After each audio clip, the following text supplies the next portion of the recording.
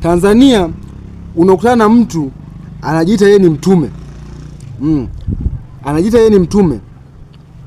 Ana gorofa, ana magari, anamiliki maduka mengi sana, ana majumba mengi anayo ya kutosha, alafu anajiita yeye ni mtume.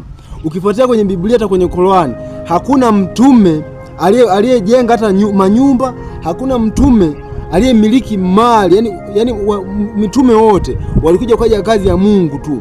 Hakuna mtume ambaye amejenga minyumba mikubwa zaidi ya yule mfalme Suleimani.